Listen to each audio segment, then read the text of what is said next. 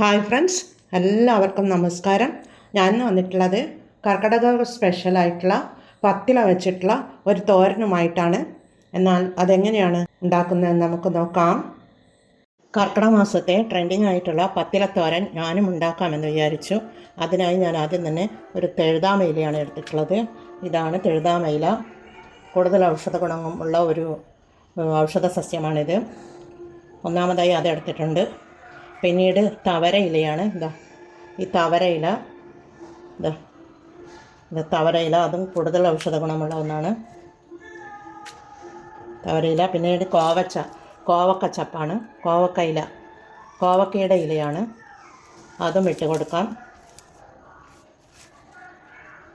പിന്നീട് വേലിച്ചീര, ഇംഗ്ലീഷ് ചീര, വേലിച്ചീര എന്നൊക്കെ പറയും.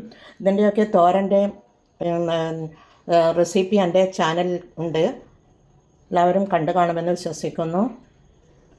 അത് നാലാമതായി അതാണ് എടുത്തിട്ടുള്ളത്. പിന്നീട് മത്തനിലയാണ്. മത്തനിലയാണ് അഞ്ചാമതായി മത്തനില. പിന്നീട് ഇത് സാമ്പാർ ചീരയാണ്, സാമ്പാർ ചീര. ഇതിൻ്റെയൊക്കെ തോരൻ്റെ റെസിപ്പി എൻ്റെ ചാനലിലുണ്ട്. സാമ്പാർ ചീര, വഷളച്ചീര എന്നൊക്കെ പറയും ഇതിന്. പിന്നീട് ചേമ്പിലയാണ്. ചേമ്പില. പിന്നെ ചേന ഇലയാണ്. പിന്നീട് മുറിപൊടി എന്ന് പറയും. മുറിഞ്ഞാലൊക്കെ ഇതിൻ്റെ നീര് പിഴിഞ്ഞ് വെക്കുന്നതാണ്. അതൊരു പത്തിലച്ചപ്പാണ്. അത് ലാസ്റ്റ് ഇത് കൊടുത്ത. ഇത് എവിടെയെങ്കിലും തട്ടിയാൽ ചൊറിയും. ഇതാണ് കൊടുത്ത പത്തില. ഇതുപോലെ പത്തില ഇതൊക്കെ കഴുകിയെടുത്ത് നമുക്ക് തോരൻ വെക്കാം. ഇതെല്ലാം കൂടി പത്തില തോരനാക്കി തോരൻ വെച്ച് കഴിക്കുന്നത് കർക്കിടക മാസത്തിൽ ആരോഗ്യത്തിന് നല്ല ഗുണങ്ങളുള്ളതാണെന്നാണ് പറയപ്പെടുന്നത്. ഈ പത്തിലയും കഴുകി വൃത്തിയാക്കി കട്ട് ചെയ്ത് ഞാനിതൊരു പാത്രത്തിലേക്ക് ഇട്ട് കൊടുത്തിട്ടുണ്ട്. ഇനി ഇതിലേക്ക് ഒരു 1/2 ടീസ്പൂൺ ഉപ്പിട്ട് കൊടുക്കാം. അതുപോലെ 1/2 ടീസ്പൂൺ മഞ്ഞൾ പൊടി ഇട്ട് കൊടുക്കാം. അതുപോലെ 1/2 ടീസ്പൂൺ ജീരകം ഇട്ട് കൊടുത്തിട്ടുണ്ട്. അതുപോലെ ഒരു ഉള്ളി നീളത്തിൽ കട്ട് ചെയ്തെടുത്തിട്ടുള്ളതാണ്. ഒരു മീഡിയം സൈസിലുള്ള ഒരു ഉള്ളിയാണ്. അതുകൂടി ഇട്ട് കൊടുക്കാം. ഒരു തണ്ട് കറിവേപ്പില. ഇനി ഈ കുറച്ച് കാന്താരിയും ഒരു 5 അല്ലി വെളുത്തുള്ളിയും എടുത്തിട്ടുണ്ട്. അത് ചതച്ചെടുക്കണം. കാന്താരിയും വെളുത്തുള്ളിയും ചതച്ചെടുത്തിട്ടുണ്ട്. അത് ഇതിലേക്ക് ഇട്ട് കൊടുക്കാം. പിന്നീട് ഒരു 1/2 കപ്പ് തേങ്ങയാണ്, ചിരകിയെടുത്ത തേങ്ങ. അതുകൂടി ഇട്ട് കൊടുത്ത് നമുക്ക് നല്ലതുപോലെ കൈകൊണ്ട് ഇത് ഞരടിയെടുക്കാം. കൈകൊണ്ട് തന്നെ ഞരടിയെടുക്കാം എല്ലാം ഒന്നിച്ച്. ഇതിവിടെ ഞരടിയെടുത്ത് വെച്ചിട്ടുണ്ട്. ഇതുപോലെ അമർത്തി വെച്ച് ഒരു 2 മിനിറ്റ് നമുക്ക് റെസ്റ്റ് ചെയ്യാൻ വേണ്ടി മാറ്റി വെക്കാം. ഇനി നമുക്ക് തോരനുണ്ടാക്കാൻ തുടങ്ങാം. അതിനായി ഞാനൊരു പാൻ സ്റ്റൗ മീത വെച്ച് കൊടുത്തിട്ടുണ്ട്. സ്റ്റൗ ഓണാക്കി കൊടുത്തിട്ടുണ്ട്. അതിലേക്ക് 1 ടേബിൾ സ്പൂൺ വെളിച്ചെണ്ണ ഒഴിച്ച് കൊടുക്കാം. 1 ടീസ്പൂൺ കടുകിട്ട് കൊടുക്കാം. അതുപോലെ 1 ടീസ്പൂൺ ഉഴുന്നുപരിപ്പാണ്, അതുകൂടി ഇട്ട് കൊടുക്കാം. കടുകൊക്കെ ഇവിടെ പൊട്ടി വന്നിട്ടുണ്ട്. നമുക്കിനി ഈ അരിഞ്ഞു വെച്ച ഇലയിട്ട് കൊടുക്കാം.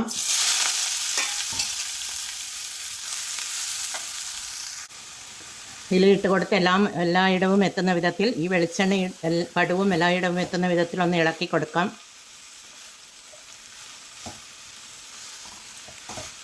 ഇളക്കി കൊടുത്ത് ഇതേപോലെ ഒന്ന് അമർത്തി വെക്കാം. ഫ്ലെയിം ചെറുതീയിൽ വെച്ച് കൊടുക്കാം. ഈ ഇലത്തോരൻ മൂടാതെയാണ് ഉണ്ടാക്കേണ്ടത്.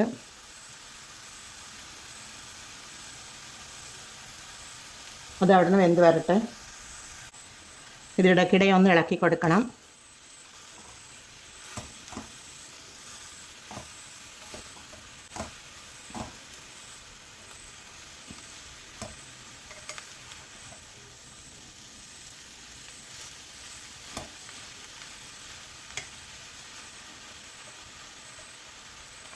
അങ്ങനെ കർക്കിടക മാസം സ്പെഷ്യലായിട്ടുള്ള പത്തില തോരൻ ഞാനും ഉണ്ടാക്കാമെന്ന് വിചാരിച്ചു. പത്തിലയും സംഘടിപ്പിച്ചു. എളുപ്പത്തിലൊരു പത്തില തോരൻ ഉണ്ടാക്കാം.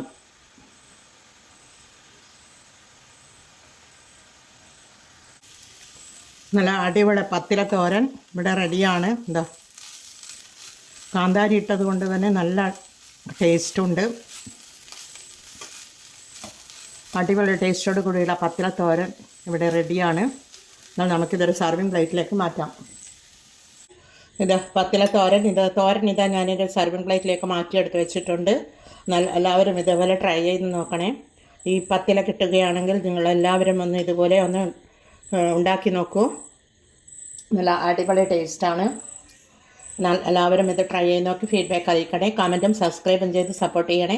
അടുത്തൊരു വീഡിയോയുമായി വരുന്നത് വരെ എല്ലാവർക്കും താങ്ക് യു ഫോർ വാച്ചിങ്.